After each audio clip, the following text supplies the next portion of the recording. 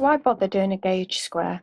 You've got your lovely new pattern and your wool and you just want to get stuck into making your new garment. But the problem is I've had so many people say, oh, I've spent months making this jumper and it's come out massive. And the first question is, did you do a gauge square? And most of the time people say, nah, I didn't bother with the gauge square. So why would your jumper not come out the same size as what the pattern states? Well, basically, you could have a different knitting style to the designer. You could knit your stitches tighter, which makes the garment smaller. If you knit looser, it would make the garment bigger. Also, the pattern usually recommends what yarn the designer used to knit the garment. But if you use a different yarn, not all, for example, double knit, not all double knit yarns are actually the same size. One double knit could knit up differently to another make yarn. Also, when you wash your garment, some yarns behave differently to others. So you could get, like acrylic, for instance, could stretch when it's in the wash, or wool yarn could shrink. So for this reason, it's always really important to wash your gauge square before measuring it. So this pattern here, it recommends that the gauge square 10 by 10 centimeters is 15 stitches by 30 rows.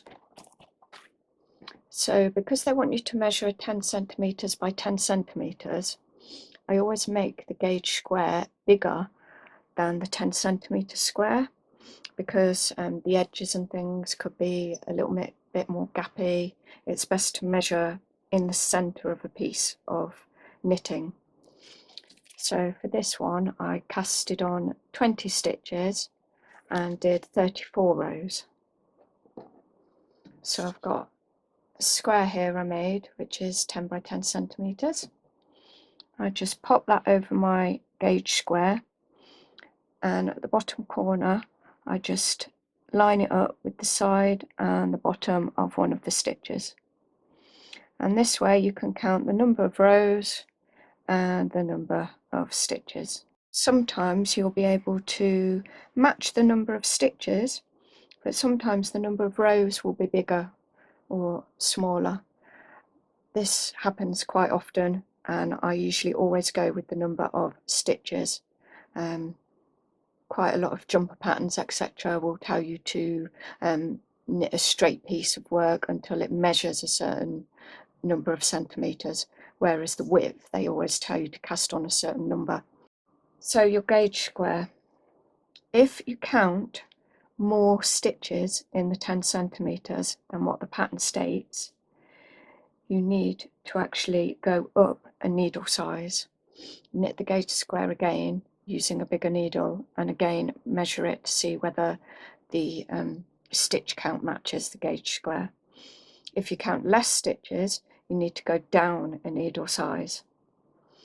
So this seems like a lot of effort, but for example, in this pattern, if you counted one stitch more within this 10 centimeters, this could make your overall garment 2 to 3 centimeters smaller than expected. So if you had 2 extra stitches within this 10 centimeter gauge square, that could mean that your overall garment could be up to 6 centimeters difference in size smaller. So obviously it's really important to do the gauge square.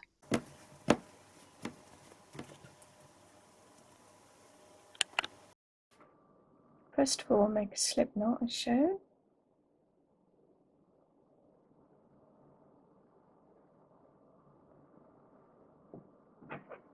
And then cast on the required number of stitches. There's lots of different cast on methods, so just choose whichever one you prefer. This is the thumb cast on method that I'm just using to show you. So I'm just going to cast on a few stitches here just to give you an example. And then basically garter stitch is just knitting every stitch. So insert your needle on the front of the stitch, yarn around the back needle, and then pull it through and push the other stitch off the back needle. Show you that again, like that. So basically the stitch that is on the left hand needle, you are moving it to the back of your work. So as you can see here, you have all the little loops at the back, and that is a knit stitch. As you can see, the loops aren't at the front here. I'll just knit a few rows here so you can see what it looks like. Some of the parts of this clip is muted because the sound of the knitting needle scraping on the table is quite annoying. So if the sound during the clip suddenly goes off, I've muted it on purpose.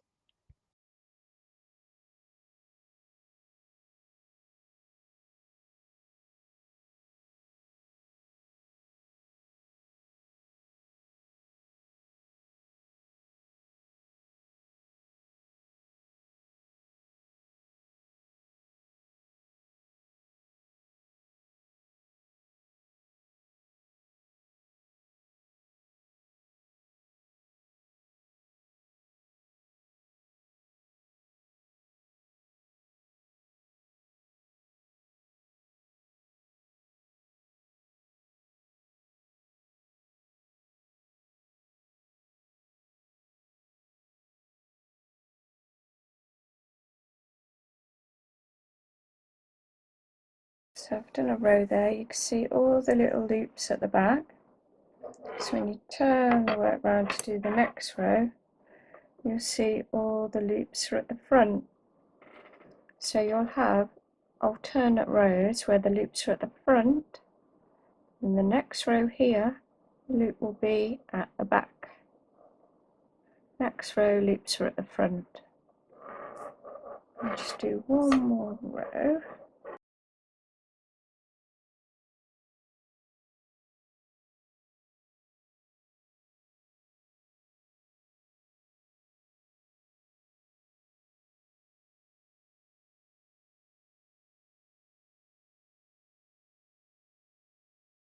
Now counting rows. If your cast on thread is to the left and your thread coming from the ball is to the right, then that shows you've done an even amount of rows. So to count here, the first row, the stitches will be at the back, the loops. So that's 1, 2, 3, 4 rows. If I pull it a bit more, you can see. So that's how you count how many rows. Now, if you're working along, it's best to occasionally stop and check your work to make sure you haven't dropped any stitches. Now it is possible to drop a stitch and you're like, oh no, what am I going to do? I've dropped a stitch. So basically you need to find the last loop that hasn't undone, the last stitch. So as you can see there, I've picked it up. Depending on how many rows your stitches drop down, you will have like these loops of dropped stitches, one length of loop for each row that you've dropped down. So basically you need to thread the stitches back through these loose loops, but you have to decide whether you want the loop that is on your needle to be moved to the back or the front of your work, depending on which row you're on. If you want the loop to go to the front, you need to move the stitches to the right hand needle and loop it over, and if you want the stitches to go to the back of the work, you need to move the stitch to the left hand needle and loop them through. I'll show you this again on the next row.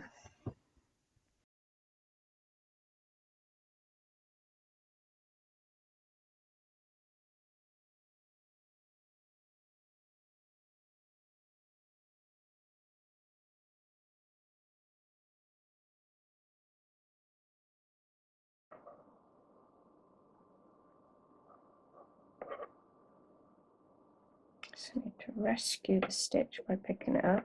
This time it's gone down 2 rows, so I've got 2 of these loose loops I need to work the stitch through. So the pickup stitch I've got here, the loop is at the front. So the next stitch I need to make sure this stitch is going to the back.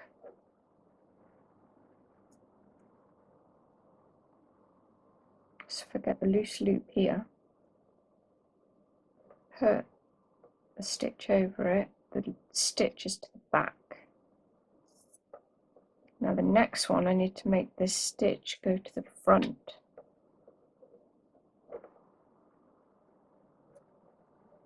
Like so. As you can see, I've picked up the stitches again. And I could carry on knitting.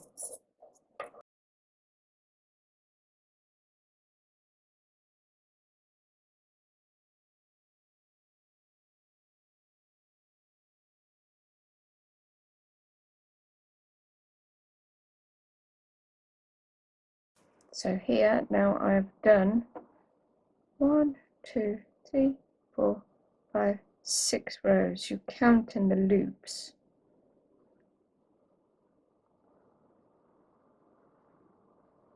And to change colour, simply take your new colour yarn and basically just start knitting with it.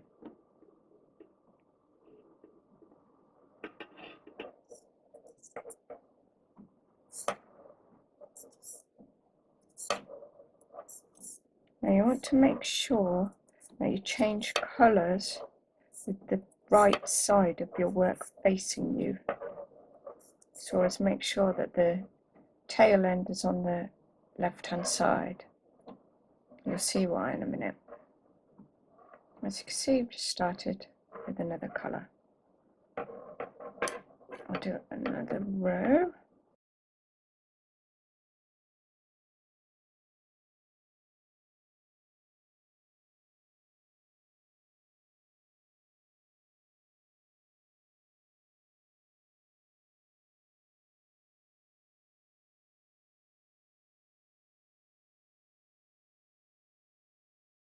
As you can see here, in the back of your work, you'll have like this line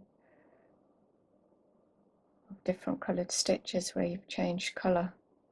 Whereas on the right side of your work, it will look like a nice clean difference between the two colours. So basically when you've knitted your garment, you'll have these loose edges at the side from where you've changed colour. So you just need to thread a needle with the end.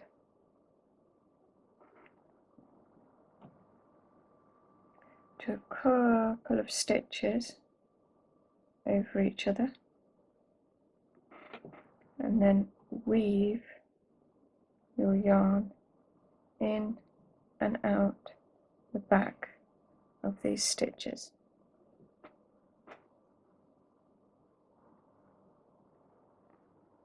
And then weave them back through the other way, like so. That will secure the ends, and you could cut this off here and then do the same with the other colour.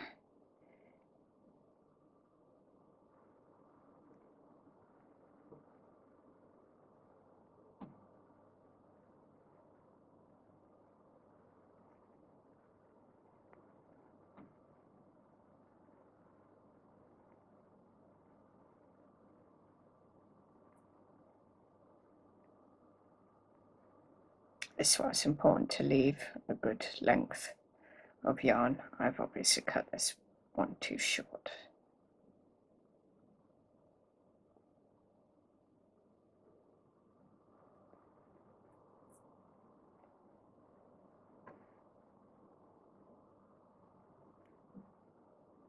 I'll cut those off.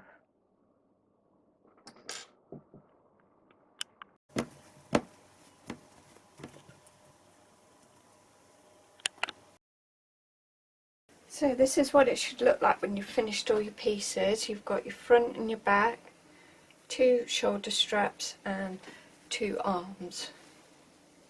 So first of all I'd mark 6 inches from the side of the top edge of your front and back. This will indicate where you need to sew your shoulder straps. Hopefully you've left a nice long length of yarn that you can thread onto a needle and use that to sew. So I'd position the shoulder straps underneath each edge like so. I'm just going to use a contrasting coloured thread to show what it would look like. You would already have anchored the thread to the piece of wool, so you wouldn't need to attach it.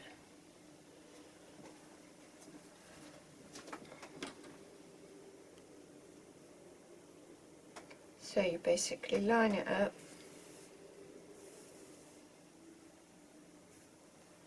make sure you go right to the edge, attach this strap right at the edge.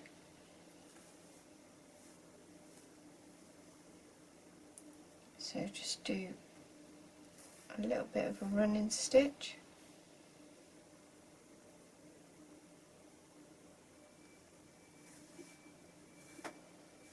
All the way across.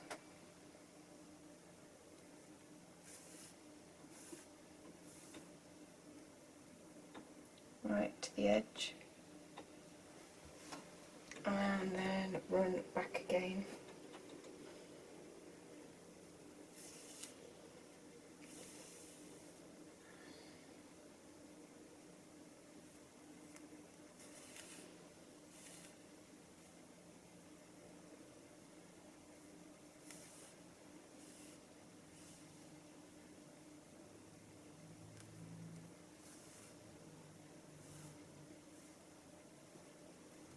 Like so.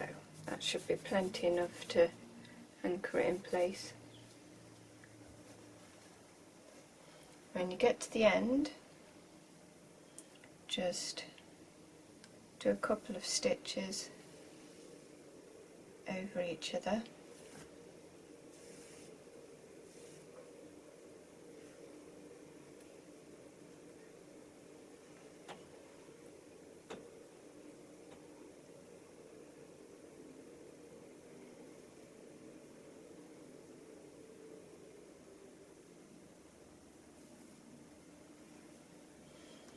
And then, as before, work the yarn through in one direction and back through the other. Now you don't want any of this stitching to be really tight, because you still want to have a natural bit of give in the work. If you do it too tight, it will pinch this in a bit. So that's so, just cut the end off and then do the same for the other side and the other one. So that will all now be attached. The next thing is you need to get your sleeves. This is the long sleeve version. Fold right sides together and line it up with the bottom of your contrasting stripe, and then sew down both of these sides, so then it will be attached kind of like that then. And then do the same with the other arm. Then once you've attached your arms, then you can fold the whole thing over like this, right sides facing. Your arm will be positioned about here, and then sew down the side of your jumper and the bottom edge of your arm, so that will all be in one long piece sewn. Once you've done that, then you need to deal with the bottom of your arms. So you fold up about 1 centimetre hem, then you want to sew all the way along the edge of the hem and leave these 2 openings open. Then you get your elastic and your safety pin. Just attach your elastic to the end of the safety pin and then use that to thread in your hem. Thread your elastic all the way around, and then I recommend trying on your jumper, pulling the elastic as tight as you want that to be gathered in, and then attach it with the safety pin so it's the right size.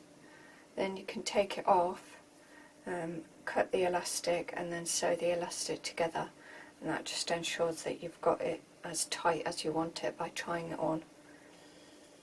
Then once you've finished threading your elastic through, then just sew up this gap that you've got here that was there to thread the elastic through.